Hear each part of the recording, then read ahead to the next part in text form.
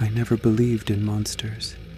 At least not until I followed Jeremy out of the store and saw him pull himself up the side of a brick building like a spider.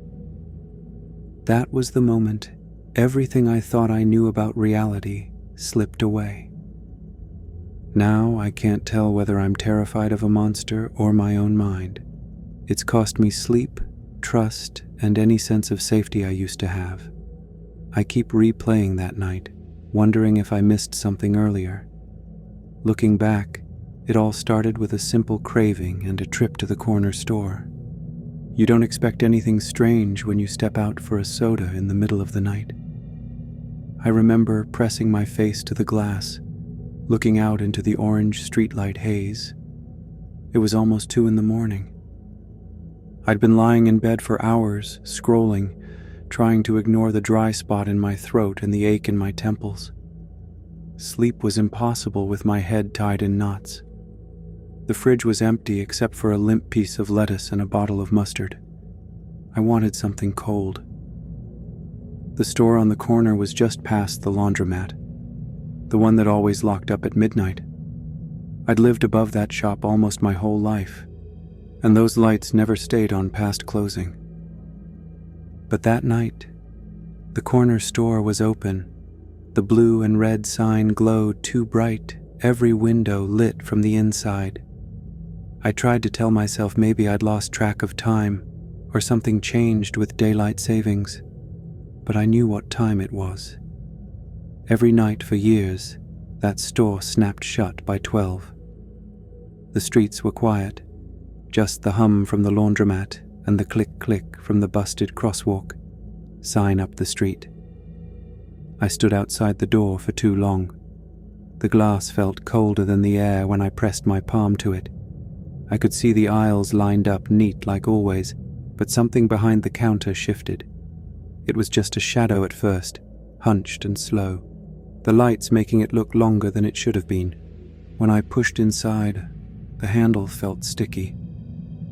The door chimed, and right away I caught a weird smell, bleach mixed with wet cardboard. Not the usual old coffee and chips. The new scent was sharp, stinging my nose, and there wasn't any pretending it was normal. I looked around for the old owners, the man and his wife who were always in the back, sleepy but friendly. No one smiled. Instead, a person I didn't know stood behind the register. He wore a badge. Jeremy. His head was dipped, hair slicked back so tight it shined, the shape of his skull visible.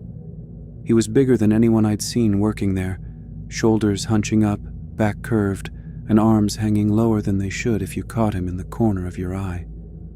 His shirt was 2 sizes too long in the sleeves, swallowing everything except his fingers. Those stuck out pale and narrow, tapping the counter, like an insect waiting for a fly. He didn't look at me at first. He stared past my head, mouth set in a flat line.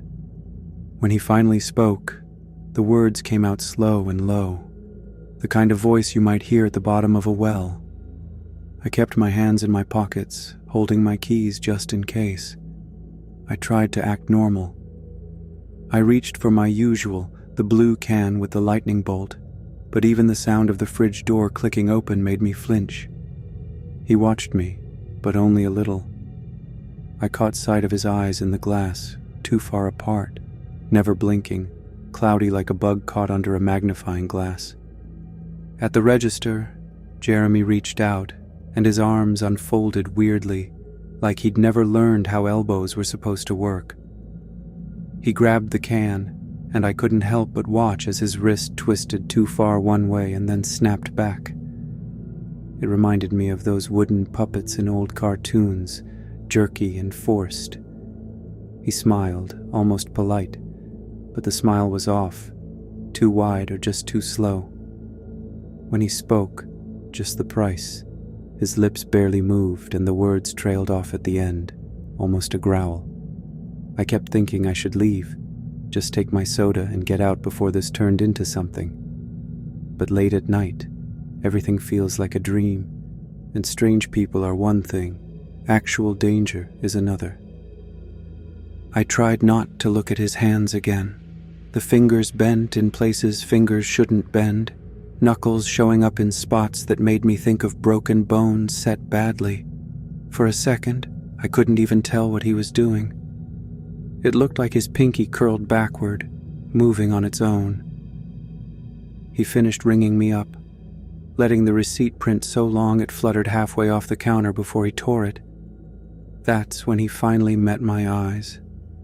The feeling that crept up my back is hard to explain. Chemical, physical, sharp as cold sweat. His eyes were blank. He looked at me, but he didn't see me. I'll confess, I asked myself, was this even a person? I stepped out as quick as I could. The air outside felt heavier, like I'd walked through someone else's breath. I told myself it was just the hour. People get weird late at night. I kept repeating that all the way back to my apartment. I opened my soda, let the bubbles burn my tongue, and tried to focus on old videos until the sun came up. I tried to sleep, but every time I closed my eyes, I heard his words drag behind me like a shadow. You'd think a weird encounter with a night clerk wouldn't matter, but sometimes the smallest changes are the ones that keep you up at night. After that, I started noticing other things about Jeremy, details I couldn't shake, even if I wanted to. Jeremy didn't just seem off, he was wrong in ways that got under my skin. The first thing that really set me on edge was the way his arm moved when he reached for the cash register. It wasn't just stiff or awkward. It was a violent bear trap snap, like his elbow bent in a place it shouldn't. I'd see it out of the corner of my eye and feel my stomach twist. Then there were his eyes. He never blinked, not once, even when the cold air hit him right in the face or the lights flickered overhead. He'd just stare, glassy-eyed, leaning over the counter, never shifting unless some invisible cue told him to. Sometimes he'd jerk his shoulder or knee, just a little, like he was reminding himself to move so he'd look normal. But it never worked. Each time I went in, I caught another detail. His speech was always slow, scraping out from deep in his throat, like he was dragging each word up from somewhere it didn't belong. I tried to brush it off at first. Maybe he was just shy, or sick, or one of those people who never quite learned how to act around strangers. But the more I saw him, the less that explanation held up. One night, he flashed this smile at me. It wasn't big or friendly, just crooked and wrong, climbing up too high on one side. He held it too long, waiting for me to look away first. I don't know how a smile can make you want to run, but his did. It was like he was practicing, but couldn't quite get it right. Jeremy always wore the same long-sleeved button-up, even when the place was boiling and everyone else was sweating through their clothes. The sleeves were faded and stretched, riding up high enough to show flashes of skin that looked too pale, almost mismatched with his hands. I kept thinking about what he might be hiding under there. Burns, scars, something worse. But it was the way those sleeves never moved, no matter how much his hands twisted and bent, that really got to me. Sometimes when he reached for something, the skin at his wrist would pull tight like it was stitched on. I'd catch myself staring, then look away before he noticed. The Uncanny Valley is supposed to be about robots or mannequins, but Jeremy was the real thing. Every movement, every word, every glance chipped away at my sense of normal. I'd see him tap his fingers on the counter, one at a time, like he was following a beat only he could hear. When I handed him cash, he'd stare at my hands, slow and focused, like he was memorizing the motion for later. Once, I saw him sniff the air as soon as I walked in, nose twitching, eyes closing for a second, almost like a dog catching a scent. It was the kind of thing you notice only because it's so out of place. I started thinking maybe I was just tired or jumpy from too many late nights and horror stories. But then, one night, I waited while he came back from the stockroom, The store was empty, except for me. As he moved from the aisle to the counter, I saw something behind his ear twist backward, flattening tight like a cat bracing up. His neck stretched out, veins showing under the skin, ducking his head under a low shelf. It all happened so fast I almost convinced myself I'd imagined it. But each time I saw him, there was something else. Too smooth when he was still, jerky and wrong when he moved. I tried talking to the owners about it one afternoon when the place was busy. I asked if they'd noticed anything strange about the new guy. The husband just grinned and said, "Jeremy's polite, dark-humored. Don't worry about him." His wife actually laughed and told me, "He's been here. Maybe you just haven't looked close enough, eh?" That didn't make sense. I'd lived there for years, and the only other person who ever worked nights was their son, and he only did day shifts. But now they were acting like Jeremy was some fixture I'd missed. I stood there with my chips and juice, feeling like I was the only one paying attention. It wasn't just the owners. Most people who came in at night barely looked up from their phones, just grabbed what they needed and left. They were too tired to notice if the clerk behind the counter blinked or smiled wrong or moved like his joints were on backward. Even when I tried bringing it up with my friends, nobody took me seriously. Greg just shrugged and said, "That's city living for you." Sarah told me, "You need to relax, you're working too hard." She laughed, but it sounded flat, like she didn't really believe I was serious. I tried to drop it, but the more I tried, the more it stuck with me. There's something about knowing you're the only one who sees it that makes you start to question yourself. It's a kind of loneliness that doesn't go away even when you're surrounded by people. I started keeping notes on my phone after each visit, just to make sure I wasn't making things up. Even on nights when I stayed away, Jeremy crept back into my thoughts. I'd catch myself checking the window, watching the store's lights at odd hours, hoping to see him outside his shift. Sometimes I'd hear his voice in my head, that low scrape, echoing when I tried to sleep or work. I thought about asking the cashier at the laundromat if she'd ever noticed Jeremy, but I never did. I was afraid she'd say she didn't know who I was talking about, and that would mean it was all in my head. Everyone else kept living their lives, and I was stuck replaying every detail. The more I watched, the more things piled up. I didn't just notice Jeremy's flaws. I started noticing how nobody else cared, how quick people were to laugh things off, how easy it was to ignore something that didn't fit. Most people would have moved on, but I couldn't. It was like the oddness had hooked into me and wouldn't let go.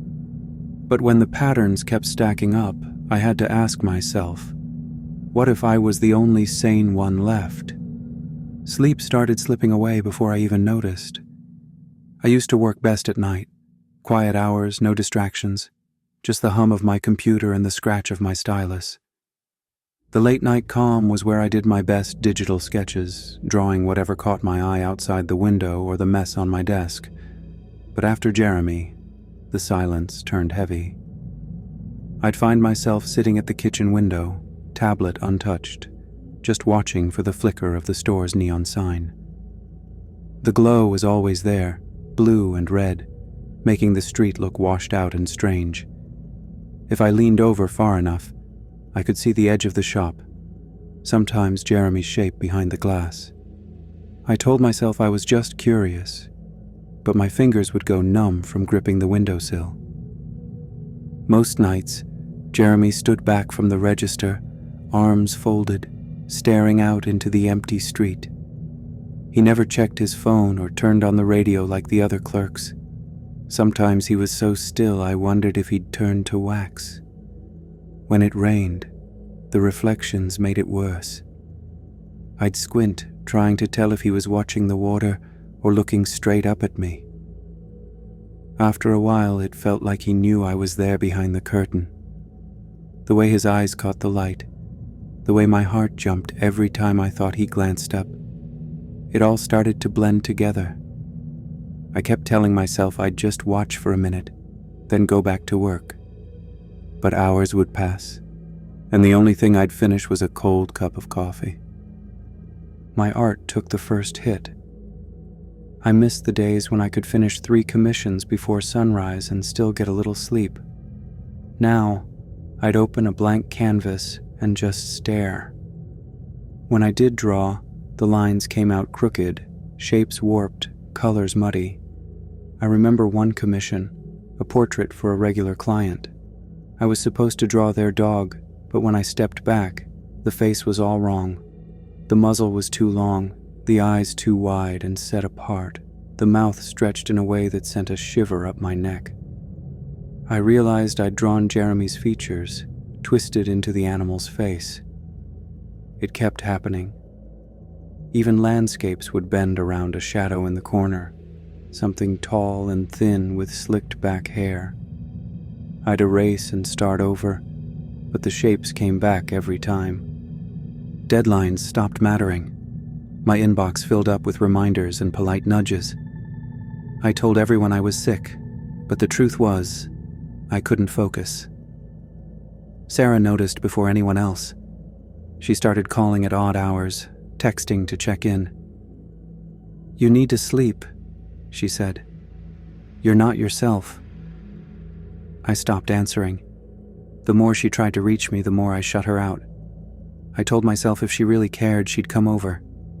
When she did, I ignored her knocks, watched her from the peephole, phone buzzing in my hand. After a while, I started thinking maybe she was talking to Jeremy. Maybe they were both watching me. I didn't want to believe it, but the thought stuck. I started keeping notes, trying to make sense of things. I wrote everything down on sticky pads.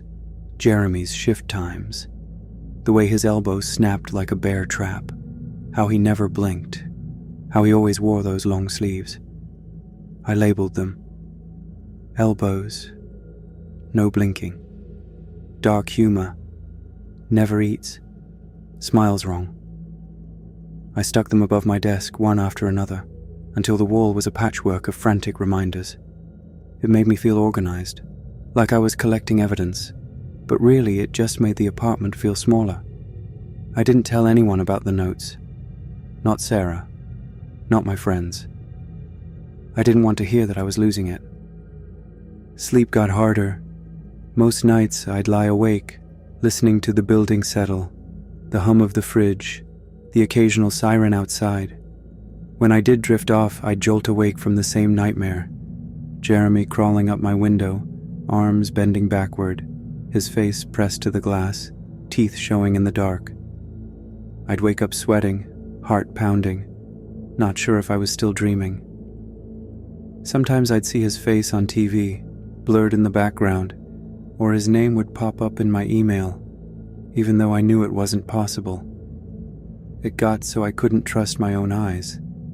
Food didn't matter. I skipped meals or just ate crackers at my desk. The stove stayed cold. I stopped opening the blinds, worried someone might see the sticky notes or the way I paced the apartment. I checked the locks every night, sometimes 3 or 4 times. I found an old kitchen knife and kept it under my pillow, just in case. It felt like the only thing I could control. Sarah tried twice more to see me. Both times I watched her leave through the peephole, phone lighting up with messages I didn't answer. I started to wonder if she was in on it, if she was telling Jeremy what I was doing. I hated thinking that, but I couldn't help it. The isolation made everything worse. With no one to talk to, the notes became my only conversation. I'd add new ones every day, convinced I was missing something obvious. The quiet in the apartment turned into a kind of static. I'd sit and listen to the buzz, writing and rewriting the same observations. I kept thinking, if I just paid closer attention, I'd figure it out. But all it did was pull me further in. The world outside faded. It was just me, the notes, and the glow from the store across the street. Then one morning, after another sleepless night, I realized waiting by the window wasn't enough. I needed to know what Jeremy did when he thought no one was watching. Sometimes you think you're just overreacting. You tell yourself you're tired, you're stressed, you're making things up. But the night I followed Jeremy after his shift, I stopped pretending. The city was washed out by rain, streetlights smearing yellow across the pavement. The world felt muffled, hollowed out, like the air was holding its breath.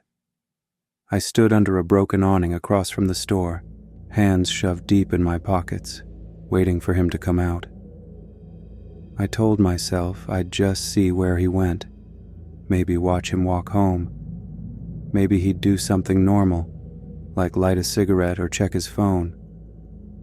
Jeremy stepped out, locked up, and started down the block. He didn't look around, just walked with his head low, collar up, shoes slapping through puddles. The way he moved was wrong, too steady, too flat, like he was following a track. I hung back, trying not to slip on the wet sidewalk, barely breathing. He turned the corner, cut through an alley behind the pawn shop, and I followed, keeping to the shadows. The rain made everything shine. Trash bags split open, and water pooling around old posters. He stopped in the middle of the alley, under a bare patch of brick wall. He stood there a moment, staring up at the wall. The rain plastered his hair to his skull, made his face look even paler, almost waxy. I waited for him to do something. Anything. Normal. Instead, he reached out, pressed both hands flat to the bricks, and started to move in a way that made my blood run cold. His arms folded double, not just at the elbow but at a second joint near the wrist, like a puppet whose strings were pulled wrong. I'd seen him move like that before behind the counter, but this was different. The motion was jerky, inhuman, the kind you see in old stop-motion films where the limbs don't quite match the body. It reminded me of the bear trap snap I'd noticed at the register, except now it was his whole body. Jeremy's fingers stretched, thin and pale, sliding into the cracks between bricks. He didn't hesitate or test his grip. He just pulled himself up, knees folding tight to his chest, feet scraping the wall. There was no grunt, no sound except for the rain and the scrape of his shoes. He moved fast, climbing straight up, body folding and unfolding, arms and legs working in turns. It was like watching a spider, or something worse, a thing that shouldn't belong on 2 legs, let alone 4. The way his body twisted and jerked, the way his limbs bent in places they shouldn't, made my skin crawl. For a few seconds, I couldn't move. My heart hammered so hard I thought I might throw up. It was the kind of motion that doesn't fit in the real world. Unnatural. Like the stories you hear about skinwalkers or creatures that wear human faces but can never quite get the body right. He reached the top of the wall in seconds, unfolded himself, and slipped over the edge without a sound. I stood there, soaked and frozen, staring at the place where he'd vanished. I kept thinking, real walls aren't meant for people to climb. You're supposed to need a ladder or at least a running start. But Jeremy had gone up like it was nothing, like gravity didn't matter. If he could do that, what else could he do?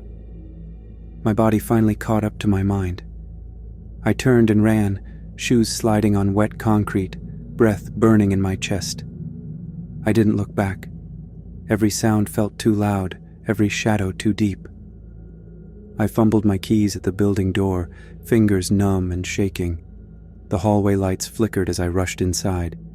I locked every bolt, checked the windows, checked under the bed, checked the closet. I couldn't stop moving. My skin felt tight, like it didn't fit right. My heart wouldn't slow down. I tried to call someone, Sarah maybe, but my hands shook too much to type. I just sat on the floor, staring at the wall, waiting for something to move in the darkness. Images kept replaying in my head. Jeremy's arms bending double, his fingers digging into brick, the way his body folded up and snapped straight again. I thought about the stories I'd heard. Monsters with twisted bodies, faces guttered and punctured, dragging themselves through the woods or crawling up walls where no person should go. I always thought those stories were just nightmares or old myths, but now I'd seen it. I'd watched something that looked like a man move like a spider, climb a wall like it was nothing, and disappear into the night. The city suddenly felt full of things I'd never noticed before. I realized I couldn't trust what I saw out of the corner of my eye. Sleep was impossible. Every time I closed my eyes, I saw Jeremy's limbs bending, his back arching, his face turned up toward the rain. I kept thinking about how nobody else seemed to notice. The owner just laughed when I asked about Jeremy, told me to get more sleep. No one wanted to hear about monsters. Maybe they couldn't see them. Maybe they didn't want to. The worst part was knowing I couldn't explain it to anyone. The line between real and impossible was gone. I started to wonder if there was anyone out there who'd believe me, or if I was just going to have to live with what I'd seen. I didn't know who to trust, or what to do next. All I wanted was for someone to listen, someone to tell me I wasn't losing my mind. When the phone finally rang, I picked up, desperate for any kind of answer. Mr. Grayson didn't waste time with small talk. He introduced himself right away, just said, "Mr. Grayson, government liaison," like it was something you heard every day. I didn't know what to make of him at first. His voice was steady, practiced, not quite friendly, but not cold either. He said he knew about Jeremy, said he'd heard about parasites that take over human skin, like it was a fact, not a theory. I didn't say anything for a second. I just listened. I thought maybe this was a joke, or maybe he was one of those people who read too many message boards at 3 a.m. But he kept talking, and the more he said, the more my guard slipped. He said he could help. He said I wasn't alone. He wanted to meet in person. He picked the parking lot behind the laundromat. Neutral ground, he called it. I almost didn't go. I stood in my kitchen, staring at the wall, thinking about how dumb it would be to walk out there in the middle of the night. But I went anyway. I wore my hood up, kept my hands in my pockets, and tried to look like I belonged. Mr. Grayson was already waiting, leaning against the trunk of a car that looked like it hadn't been washed in years. He wore a black suit and glasses, hair neat and tidy, the kind of look you see in old government photos. He smiled, but it didn't reach his eyes. He listened while I told him everything. I talked about Jeremy, about the wall, about the way his arms bent and his eyes never blinked. I told him about the old stories I'd read online, the ones about people who weren't really people, about things that moved wrong in the dark. He nodded along, never interrupting. He didn't laugh or look away. When I finished, he reached into his jacket and slid me a card. Plain, just his name and a phone number, nothing else. He said, "You're not crazy, kid." He said it like he'd said it before, like he'd met people like me. He told me, "We've been tracking these things for a long time. They're rare, but not impossible."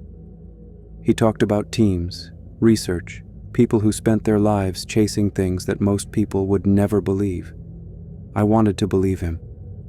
For the first time in weeks, I felt like maybe I wasn't losing my mind. He leaned in, voice low. "You could help us," he said. "If you see anything new, any patterns, any changes, call the number. We need people like you." The way he said it made me feel important, like maybe I had a purpose. But there was something off about it too. His smile was too steady. His eyes never left my face. I said I'd think about it. I tucked his card into my pocket and walked home with a weird sense of relief and dread tangled up together. Back in my apartment, I kept turning his words over in my head. "You're not crazy, kid." It echoed every time I tried to sit still. I'd hear it in the hum of the fridge, in the static on the radio, in my own thoughts. I tried to distract myself, but it always came back. I kept the card on the table, staring at the number, wondering what would happen if I called. At one point I thought I saw the digits shift, but when I blinked, they were the same as before. I left it there, untouched, not sure if I wanted to use it or burn it. That night, everything felt sharper. I noticed things I'd never noticed before. The neighbor's footsteps sounded heavier. The shadows in the hallway seemed to move when I wasn't looking. I watched the street from my window and saw a man walking with his hands folded the same way Jeremy did, head down, shoulders hunched. I thought about what Mr. Grayson said, about parasites wearing people like suits, and I started to wonder how many of them were out there. I went online, looking for answers. The forums were full of people talking about skin stealers, about creatures that hid in plain sight. I found a post from someone who described seeing a man climb a wall, arms bending like a puppet's. It sounded just like Jeremy. I read it over and over, trying to convince myself I wasn't alone. I tried to call Sarah. I needed to hear a normal voice, something to ground me. She answered, but her voice dipped suddenly, the pitch slipping low, just like Jeremy's speech behind the counter. I tried to ignore it, told myself it was just a bad connection. But the more she talked, the more it felt wrong. Her words stuttered, like she was reading from a script. I hung up before she could finish. After that, I stared at her name on my screen for hours, not sure if I should call back. I nearly hit redial, but my finger froze, because maybe I didn't want to know how deep this went. I started seeing things everywhere. The man on the bus with the two long arms, the woman at the corner store who looked away too fast. Even the news anchors on TV seemed off, their eyes darting, their smiles too wide. I wrote it all down, tried to keep track, but the list kept growing. Every time I left the apartment, I felt watched. Every time I tried to sleep, I heard Mr. Grayson's voice in my head, repeating, "You're not crazy, kid." It started to sound less like comfort and more like a warning. I stopped answering the door. I stopped trusting the people I used to know. The world outside my window felt like it was slipping further away, and I couldn't tell if I was the only one who noticed. After a while, even the things that used to make sense started to feel strange. I'd look in the mirror and wonder if I'd always had that scar on my chin, or if my eyes had always been that color. I tried to convince myself it was all in my head, but the doubt never left. That's when Sarah showed up in person, knocking at my door, her voice muffled but urgent.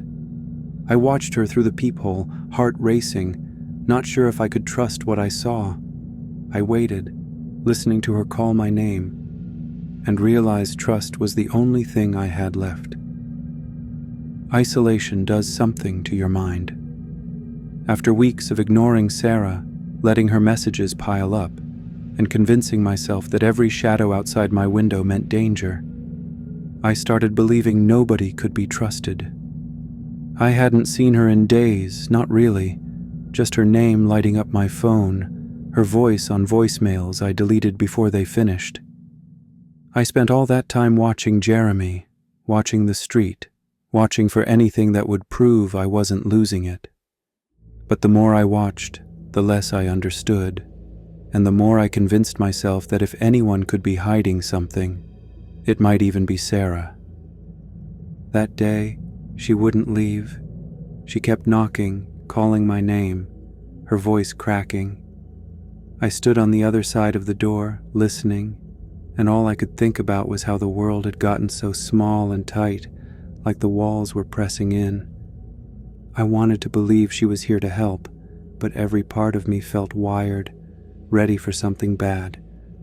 I looked through the peephole and just stared. Her hair was pulled back, her face was pale and tired, but for a second, her eyes flickered. A quick flash, not quite the right color, just like the way I'd seen Jeremy's eyes look inhuman behind the counter. That one moment snapped any leftover trust. I told myself it was a sign, the same trait I'd read about in those skin stealer stories, the thing that made me sure I was right. My hand shook as I grabbed the knife from under my pillow and stood by the door. I cracked it open, chain still on, and she saw the knife right away. Her eyes went wide, her mouth opened, but I didn't listen. I told her, "You're not Sarah." She tried to reach in, fingers brushing my sleeve, and started crying, soft at first, then louder. She kept saying, "It's me, please. You need help." I watched her eyes for another flicker, waiting for proof. I said it again. "I know that you're not Sarah." She stared at me, voice shaking, and asked, "Then what the heck do you think I am?" She said I was being delusional, but I couldn't answer. Everything after that is a blur. I heard my own breath, the sound of her crying, the chain rattling. I remember the feeling of her hand on my arm and the way something inside me broke. I swung the knife, not thinking, just reacting. There was a flash of red, her hand pulling back, blood on the door and the wall. I don't know if she screamed or if I did. For a second, the world shrank to just that sound, ringing through the apartment. She stumbled away, sliding down the hall, leaving a smear behind her. She called my name again, voice small and wet, and I just watched, frozen. I shut the door, but it wouldn't close right. My hands were shaking so bad I could barely hold the knife. I kept telling myself I did what I had to do, that if she was one of them, nothing else mattered. But it didn't feel like that. It felt empty. I looked at the blood, at my own hands, and I couldn't make sense of any of it. I went to the kitchen and grabbed the lighter. I struck a match, dropped it on the curtains, and watched the fire catch. The room filled with smoke almost instantly. I ran, stumbling down the stairs out into the street. Sirens started up somewhere behind me, but the world felt slow and heavy. People stood outside staring at the smoke, their faces too calm, their skin stretched tight and smooth. I kept rubbing my eyes, but nothing changed. I thought I saw Jeremy across the street, just standing there, arms at his sides, mouth twisted into that same wrong smile. I reached for my phone and called Mr. Grayson. It rang and rang until he finally answered, but instead of his usual voice, I heard a flat, low laugh. I dropped the phone and watched it bounce into the gutter.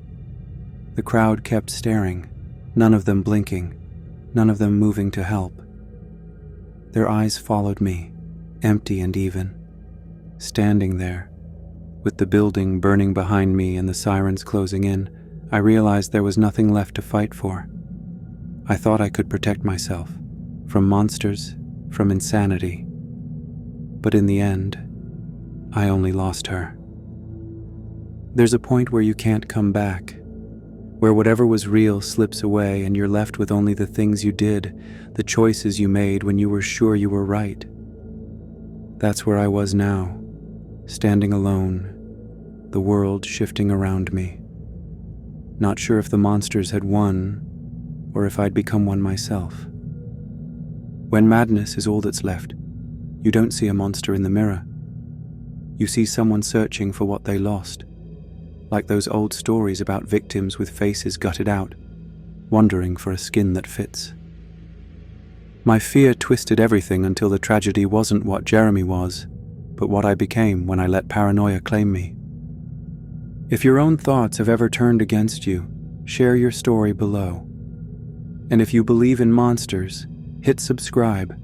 This channel is where we face them.